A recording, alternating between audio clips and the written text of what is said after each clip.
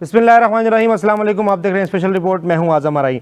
नाज़रीन, number plates का मसला जूं का तूं खड़ा है और हुकूमत सिंध कहती है कि हम नंबर अजरक वाली नंबर प्लेट्स को किसी भी सूरत कैंसिल नहीं करेंगे, जो हुक्म दे दिया उस पर अमल दरामद बहुत ज़रूरी है।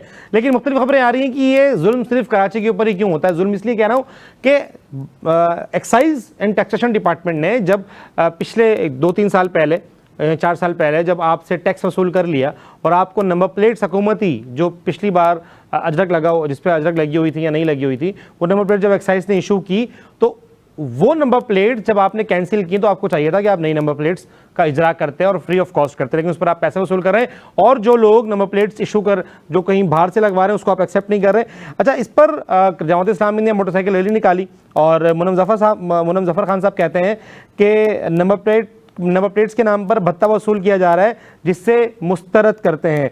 वज़ीर आला हाउस जाने की भी कॉल दी है। उन्होंने कहा है कि नंबर प्लेट्स पर ट्रैफिक पुलिस जो है ना उनके खिलाफ उन्होंने रैली निकाली और कहा कि हम वज़ीर आला हाउस तक जो है ना वो जाने की कॉल देंगे। अच्छा, इसके अलावा उन्होंने ये भी कहा कि जमात इस्लामी जुल्म के खिलाफ सीसा पिलाई दीवार की तरह खड़ी होगी और खड़ी हमेशा की तरह खड़ी रहती है।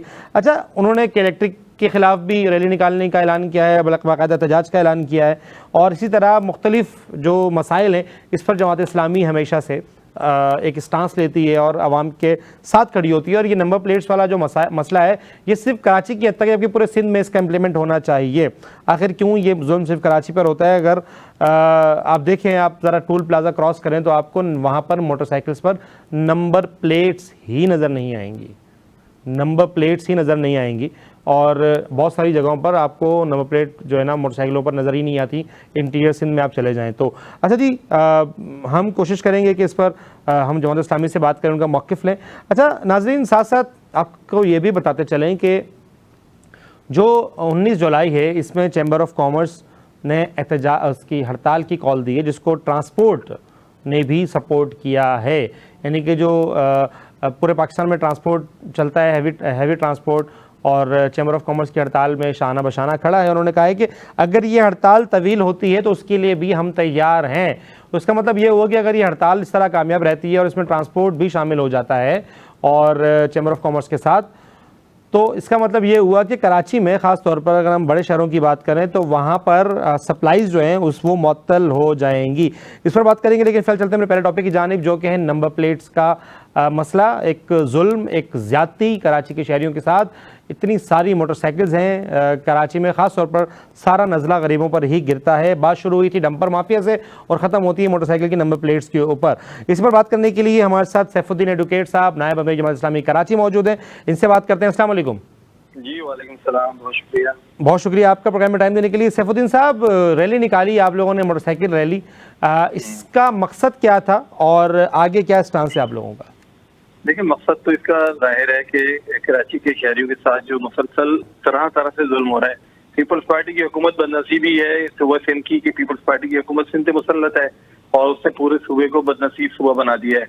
और कराची एक ऐसा मजलूम शहर है जो बाई डिफॉल्ट ज़ाहिर सूबा सिंध का हिस्सा है, तो इसलिए कराची जो है इस पर सबसे ज्यादा भुगत रहा है।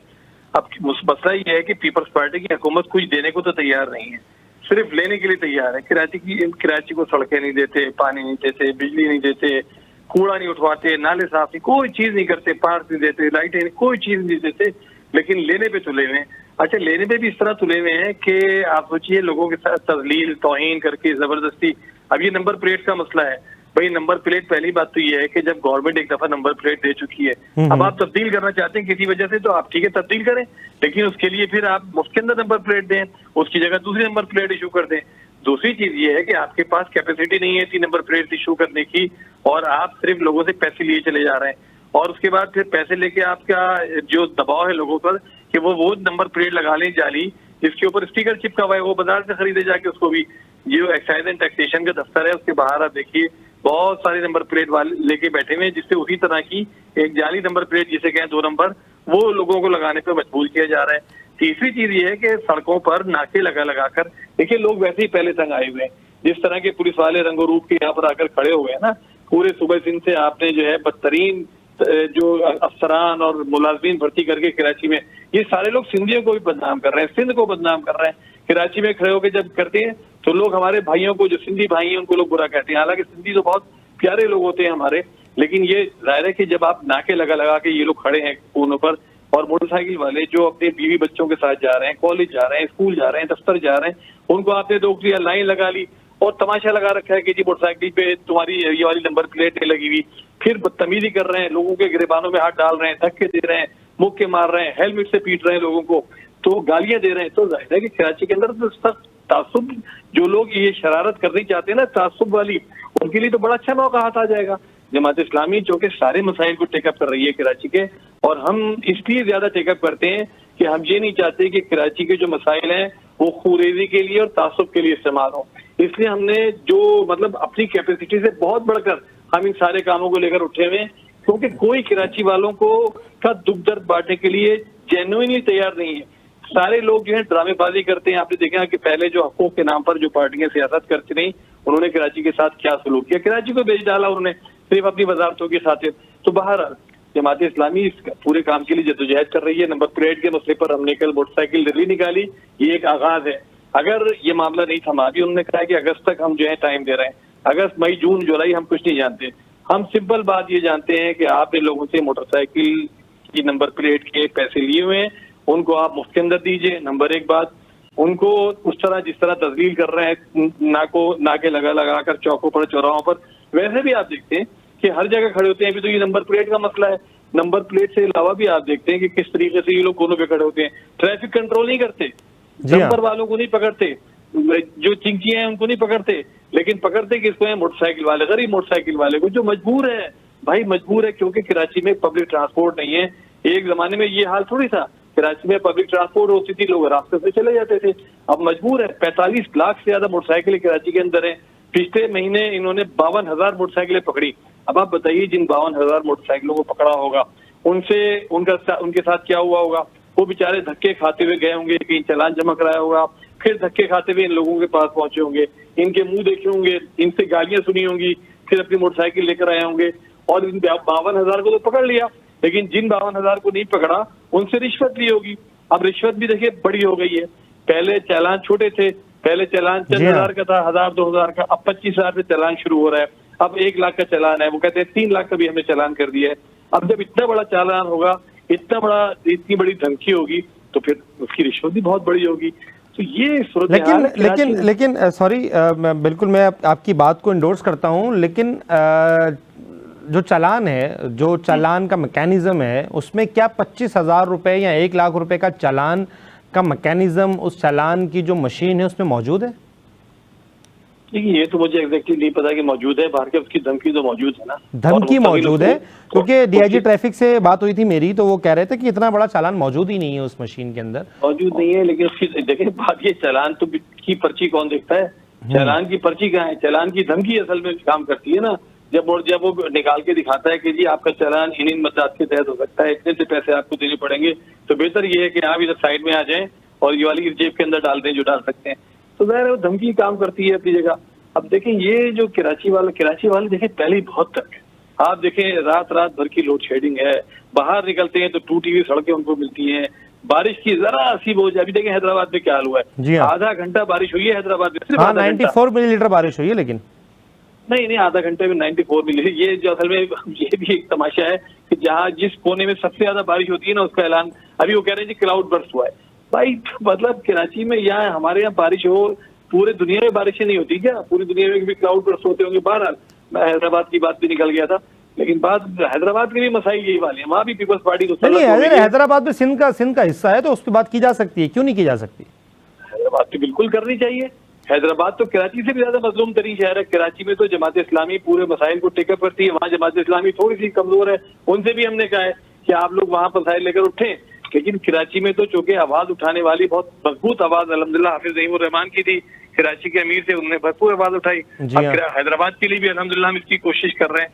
तो ये देखिए, कराची हैदराबाद का नहीं है, लाड़काना का भी इससे बदतरीन हाल है। लाड़काना के कल मुझे जमात के अमीर मिले थे, वो कह रहे थे भाई वहाँ का मेयर जो है टोटल जो है वो लगा हुआ है धंधे में और कुछ काम नहीं करवा रहा है। नौशेरो फिरोज चले जाएं, घोटकी चले जाएं, चंदो आदम कहीं चले जाएं, एक बदतरीन हाल। आप सिंध में एंटर हो, आपको अंदाजा हो जाएगा कि आप सिंध में एंटर हो गए।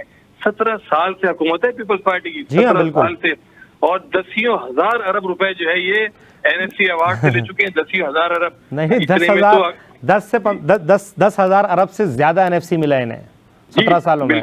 10,000 अरब से ज्यादा। इतने में तो अगर आप कराची को 6 मरतबा बनाते ना तो 6 मरतबा बन जाता, समझे। नेमतुल्लाह खान साहब के जमाने में हम उनकी टीम का हिस्सा थे। अल्हम्दुलिल्लाह कराची को जिस तरह डेवलप कर रहे थे हमें अंदाजा हो रहा था। नेमतुल्लाह साहब तो और नेमतुल्लाह खान साहब, मुझे याद है नेमतुल्लाह खान साहब के जब शुरू हुआ था तो कराची का बजट 4 अरब था और उनको आहिस्ता आहिस्ता उन्होंने बढ़वाया और जब वो छोड़कर गए तो उनका बजट सिर्फ और सिर्फ 34 अरब था कराची का बजट। जो नेमतुल्लाह खान साहब रिटायर हुए और डेवलपमेंट पूरी दुनिया ने देखी, जब कराची की डेवलपमेंट नेमतुल्लाह खान साहब ने की थी और गली गली देखी, गली देखी। अच्छा मेरे साहब हमारे आज की कहते हैं जी मैं गलियों का जिम्मेदार नहीं हूँ। अच्छा जिन सड़कों के आप जिम्मेदार हैं, जिन नालों के आप जिम्मेदार हैं, आप कराची की 42 नालों के जिम्मेदार हैं, आप कराची की जो है 106 सड़कों के जिम्मेदार हैं, आप बहुत सारे पार्क और तो वो वहाँ तो कुछ करा दीजिए उनका भी। अभी शायद आपको खबर होगी कि अभी SSGC ने इन्हें TMC और KMCs को और जो है ना कंटोनमेंट्स को जो भी वो पाइपलाइन डाल रहे हैं अपने गैस की, उसमें उसको रिपेयर करने की मद में इनको पैसे दिए हैं जो कि करोड़ों रुपए बनते हैं। और उसकी भी हम इंशाल्लाह कल उसके ऊपर हमारा प्रोग्राम है और कोशिश करेंगे कि उसकी भी हम हकायक जो है ना, हाँ उस पर हम हकायक लेकर आए कि जब उन्होंने पैसे दे दिए तो TMCs क्या कर रही हैं, वो क्यों उसको काम नहीं कर रही हैं और उसको रिपेयर नहीं कर रही। वो गलतफहमी का है, इसलिए कि TMCs को जो पैसे दिए ना वो पैसे तो अभी मौजूद हैं, क्योंकि गैस की लाइनें पड़ रही हैं, खुदाइयाँ जारी है ना, तो उस दौरान नहीं मेरे इलाके में मैं अपने इलाके की बात करूं, मैं नॉर्थ कराची में रहता हूं और मैं अपने इलाके की बात करूं तो वहां पर मुकम्मल हो गई लाइनें, मेरे घर तक की लाइन मुकम्मल हो चुकी है, लेकिन वहां पे रिपेयर नहीं हुई। अगर हम TMC सेंट्रल की बात करें तो वो अगर हम north Karachi TMC new Karachi TMC north Karachi की बात करें तो वो ऐसा ही है, वो जो मौजूद है वो वैसे का वैसे ही। जी अब मैं आपको थोड़ा सा इससे ये बता दूं ना कि जमात इस्लामी ने इसकी जो प्लानिंग की है ना, क्योंकि हम तो सारे 9 टाउन को लेकर बैठते हैं हर महीने और हर एक की चीज की प्लानिंग करते हैं, तो हमने ये प्लानिंग की है कि ये जो जहाँ पर ये पाइपलाइन पड़ गई है तो ये बारिशों का सीजन जैसे ही निकल जाता है से इसकी भरपूर हम कोशिश करेंगे कि कारपेटिंग शुरू हो जाए। आप खुद देखेंगे, अपनी आंखों से देखेंगे, हमारे पास तो एक पैसे का हिसाब किताब मौजूद होता है। हर टाउन का हम बैठते हैं, स्क्रूटनी करते हैं, क्या काम करवा रहे हैं क्या नहीं करवा रहे। तो इंशाल्लाह जमात इस्लामी के टाउन में इस वक्त बेहतरीन काम हो रहा है। कम पैसे हैं, सिंध हुकूमत एक पैसा नहीं देती डेवलपमेंट का, UC को एक पैसा नहीं देती डेवलपमेंट का, लेकिन 3,500 अरब रुपए का बजट है सिंध हुकूमत का, 3,500 अरब का। अगर वो KMC को पैसे देते हैं तो कितने देते हैं? 9 अरब रुपए। 9 अरब रुपए दिए उन्होंने डेवलपमेंट के लिए। तो भाई खैर चले, उनका तो मामला ये है कि सिंध हुकूमत के ही पार्ट एंड पार्सल है, तो वो ले सकते हैं, करवा सकते हैं काम, लेकिन कुछ भी पैसे नहीं है ये। और जो टाउन है उनको तो एक पैसा भी नहीं देते। तो नहीं, ये पैसे काफी नहीं है, यकीनन ये काफी नहीं है और कराची में बहुत सारा काम बाकी है। लेकिन मुझे ये बताएं कि ये मुर्तजा वाब साहब ये मेयर सिर्फ कुछ UCs के हैं या पूरे कराची के हैं? देखिए मुर्तजा वाब साहब तो शारा फैसल के मेयर हैं। मुर्तजा वाब साहब तो इतना तासुब कर रहे हैं ना। अच्छा तासुब भी क्या कर रहे हैं, वो तो मुर्तजा वाब साहब तो कठपुतली के तौर पर काम कर रहे हैं ना। मुर्तजा वाब साहब को तो एक फेस के तौर पर सामने लेकर आए ये कि कराची वाले उसको शायद एक्सेप्ट कर लें। अरे कराची वाले इस तरह के धोखे में नहीं आते, इस तरह के फेसों को एक्सेप्ट नहीं करते जो धोखेबाजी के लिए लाए गए हो। बाहर के वो एक कठपुतली बने हुए हैं और उनको एक टूल के तौर पर। और दूसरी बात मैं आपको एक बात और बताऊं, मैं ये भी कहता हूँ कि पीपल्स पार्टी को कराची पर सियासी कब्जे से बहुत ज्यादा दिलचस्पी नहीं है। कराची के जो है ना एक बहुत बड़ा जो है इंस्ट्रूमेंट है पैसे कमाने का। तो कराची पर कब्जा बेसिकली इसलिए होता है कि यहाँ से जो अरबों खरबों रुपया है ना वो किस तरह कमाया जाए। नहीं, बहुत देर नहीं लगेगी, ये बहुत देर तक नहीं है अरबों खरबों रुपए। मैं आपको बताऊं कि अगर आप कराची में इंडस्ट्रीज देखें ना तो वो ज़्यादातर मूव हो गई हैं पंजाब में, बांग्लादेश में और चाइना में, और अब शायद अफगानिस्तान भी मूव हो जाएंगी और ईरान भी मूव हो जाएंगी। तो आप ये देखें ना कि आप क्या कर रहे हैं अपने मुल्क के साथ, आप कर क्या रहे हैं।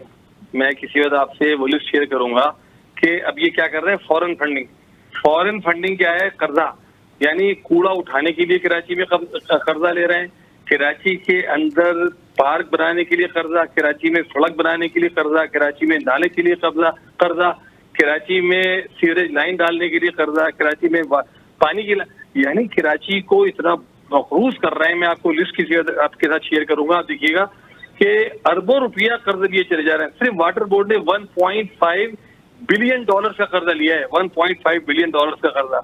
इसी तरीके से क्लिक के नाम से जो इदारा बना है उसे $240 मिलियन का कर्जा लिया था, ठीक है ना। तो और क्या किया, कराची में कोई आपको उसका इफेक्ट नजर नहीं आता। उसमें उसमें 6 गुना पैसे जो है लगाकर उन्होंने, जो असल कॉस्ट से ज्यादा होते हैं, वो पैसा सारा खुर्द हो गया, खत्म हो गया कराची में सारा पैसा। तो कराची की तो बदनसीबी है कि एक तो पैसा नहीं मिलता, और जो पैसा जो होता भी है उसको सारा का सारा पैसा जो है खाने पीने का एक निजाम बना हुआ है, सिस्टम है। वो कह अच्छा, आप तो अफसरान खुल के ये बात कहने लगे ना। जी जी। पहले 2 मरतबा यूसी चेयरमैन रहा है, और फिर नेमतुल्ला साहब के साथ भी मैं बहुत अरसे रहा। तो कभी अफसरान की ये हिम्मत नहीं होती थी कि वो सामने बैठ के कहेंगे जी ये पैसे हमें खाने हैं। अब वो खुलकर ये बात करते हैं कि भाई हम मजबूर हैं, हमें खुद भी खाने हैं और हमें सिस्टम में भी डालने हैं। तो हम खुद ना भी खाएं तो हमें तो सिस्टम में डालने हैं, तो इसलिए पैसे निकालने हैं। इस वजह से भी हो गया कि जो पैसे होते हैं टोटल आपके किसी भी ठेके वेके के, तो वो 60-65% तो नहीं, इस पर इंशाल्लाह किसी दिन तफसीली प्रोग्राम करेंगे, और सारे मसाइल पर मैं कोशिश करूंगा आपको अब्दुल मुनम साहब को जो है ना वो हम राब्ता करें, और इस पर इंशाल्लाह हम स्टूडियो में बैठ के प्रोग्राम करें। अभी हम चलते हैं दोबारा अपने असल टॉपिक यानी कि नंबर प्लेट्स की जानिब। आप लोग अदालत क्यों नहीं गए? हम अदालत भी जाएंगे, हम कोशिश ये कर रहे थे। देखिए बात ये, मैं आपको अफसोस के साथ कहता हूँ, सिंध की जो अदालतें हैं ना, मैं हालांकि खुद वकील हूँ, मैं इतना शर्मिंदा और इतना अफसरदा कभी भी नहीं हुआ सिंध की अदालतों के हाल पे। इस वक्त जो हमारी हाई कोर्ट का हाल है वो बहुत बुरा हाल हुआ है। देखें पूरे पाकिस्तान में किसी हाई कोर्ट ने अपने आईनी बेंच, ये तो कंज्यूमर राइट्स के ऊपर का सवाल है, तो कंज्यूमर राइट्स में ये चैलेंज हो सकता है। नहीं, चैलेंज तो हर तरह हो सकता है, वो तो हम कर भी देते कर रहे हो। लेकिन बात यह है कि अब हमने लोड शेडिंग के मसले को चैलेंज किया हुआ है, हमने जो बिल्डिंग कंट्रोल के उसके लिए चैलेंज किया हुआ है, हमने जो ये सारे के सारे पैसे PIDCL और मुख्तलिफ नामों से लग रहे हैं, कुछ बहुत सारे केस डाल रखे हैं ना। लेकिन हमें वहाँ मतलब अंदाजा ये हो रहा है कि जजेस की प्रायोरिटी ये नहीं है, या ये वो समझ ही नहीं रहे कि उनका काम क्या है करने का। तो वो इसलिए हम इसको दूसरे तीसरे मरहले में रखते हैं। पहली हमारी कोशिश ये होती है कि हम अपने तौर पर जो बात करके सड़क पर दबाव डालकर जिस तरह भी हो सकता है उसको करने की कोशिश करें। अभी सईद गनी साहब से भी हमने एक तवील मीटिंग की थी इसी चक्कर में कि कुछ उनके जरिए से हुकूमत तक कुछ बातें पहुंचाएं। तो कोशिश करते रहते हैं, हम अपने कोर्ट में भी चले जाएंगे, इंशाअल्लाह ताला कोर्ट भी जाएंगे। लेकिन अभी देखते हैं अगर मसला बगैर कोर्ट जाए हल हो जाता है और ये कुछ खोज के नाखून ले लेते हैं, क्योंकि पैसे तो इन्होंने अच्छे खासे कमा लिए। यानी जो जुर्मानों से पैसे कमाए ना पिछले महीने 6 अरब रुपए। जी हाँ, 6 अरब रुपए खुद गवर्नमेंट। नहीं वो इन्होंने तो बहुत सारे बड़े बड़े टारगेट रखे, बड़े बड़े टारगेट रखे हैं इन्होंने, और इसके ऊपर इंशाल्लाह हम ज़रूर किसी दिन तफसीली बात करेंगे। टाइम की किल्लत है। बहुत शुक्रिया आपका एडवोकेट साहब, प्रोग्राम में टाइम देने के लिए। सैफुद्दीन एडवोकेट साहब हमारे मौजूद थे। नाज़रीन, मसाइल वहीं के वहीं हैं। जमात इस्लामी जो है ना वो स्टांस लेती है और जमात इस्लामी अदालतों तक जाती है, और जमात इस्लामी ने हमेशा कराची में ये स्टांस रखा है। लेकिन समझ नहीं आता कि आखिर अदालतें जो हैं वो क्यों इस तरफ नहीं आती, या अगर वो कलेक्टर के खिलाफ, बहुत बड़ा माफिया है कलेक्टर, उसके खिलाफ अगर बात करते हैं तो बात ख़त्म हो जाती है। जिस तरह उन्होंने कहा अदालतों में जो है ना वो मसाइल हैं, और अदालतें जो हैं वो अदालतों की प्रायोरिटी ये नहीं है। अब इस पर बात समझ में नहीं आती। नंबर प्लेट का इशू अचानक, मतलब एक इलॉजिकल बात है कि अगर आपने number plate, excise and taxation department ने एक नंबर प्लेट जारी कर दी है, अगर आपने वो तब्दील करनी है तो उसका जिम्मेदारी यकीनन सरकार पर है। आपने टैक्स वसूल कर लिया एक दफ़ा, आप बार बार टैक्स वसूल कर रहे हैं, और बार बार फिर आप उसको बाकायदा तौर पर इम्पोज कर रहे हैं, उसमें जुर्माने कर रहे हैं। मतलब एक अजीब शहर, अजीब मुल्क में हम जो है ना वो रिहाइश पजीर हैं, और अजीब मुल्क में हम रहते हैं। हम यकीनन इसके ऊपर बार बार आवाज़ भी उठाएंगे, क्योंकि अवामी मसला है, हम इस पर बार बार आवाज़ उठाएंगे और आप तक पहुँचाएंगे कि अभी तक ये क्या फ़ैसले हुए, लेकिन अवाम बड़ी परेशान है।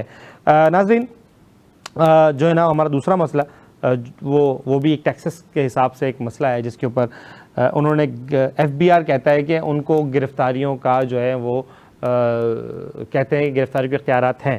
इसके ऊपर अभी नेगोशिएशन चल रही है हुकूमत पाकिस्तान से, और अभी तक कोई हतमी जामा इसको नहीं पहनाया गया कि गिरफ्तारियां आया की जा सकेंगी FBR की तरफ से या नहीं करेंगे। इसके ऊपर जो ताजिर हैं वो सरापा एहतजाज हैं, और कराची चैम्बर ऑफ कॉमर्स ने इस पे ऊपर 19 जुलाई को हड़ताल की कॉल दी है, जो कि आल पाकिस्तान ट्रांसपोर्ट एसोसिएशन जो है वो भी इसमें शामिल हो गई है। वो कहते हैं कि अगर चैम्बर ऑफ कॉमर्स की जो हड़ताल है इसमें हम रज़ाकाराना तौर पर शामिल होते हैं, और इस हड़ताल को हम इसमें भरपूर किरदार अदा करेंगे, और अगर ये हड़ताल इसी तरह चलती रही, 1 या 2 दिन की भी हड़ताल हुई, तो कराची या बड़े शहरों में जो आपकी गुड्स की सप्लाईज़ हैं वो तकरीबन मुअत्तल रहेंगी, सिवाय उन गुड्स के जो एसेंशियल्स हैं, जैसे हॉस्पिटल की सप्लाईज़ होती हैं, या कोई इस तरह के ऑक्सीजन की सप्लाईज़ होती हैं, या दवाइयों की, जान बचाने की दवाइयाँ हैं। उनके अलावा जितनी भी सप्लाईज़ हैं, चाहे वो पेट्रोल की हों, चाहे वो अशय खुर्दनोश की हों, तो इसकी किल्लत ज़रूर बड़े शहरों में रहेगी, क्योंकि कंजप्शन बहुत ज़्यादा है और सप्लाईज़ उस तरह ही रोज़ बरोज़ आ रही होती हैं और फ्रेश आ रही होती है। जैसे सब्ज़ियाँ या फल आप लोग फ्रेश जो इस्तेमाल करते हैं कराची में, उनकी सप्लाईज़ पूरे पाकिस्तान से कराची में या बड़े शहरों में जा रही होती हैं। अगर गुड्स ट्रांसपोर्ट इसमें शामिल होता है और वो पहिया जाम करता है और इसमें कामयाब रहता है, तो यकीनन पाकिस्तान कराची में और शायद पूरे पाकिस्तान के बड़े शहरों में शायद एक टेम्परेरी महंगाई भी देखने को मिलेगी,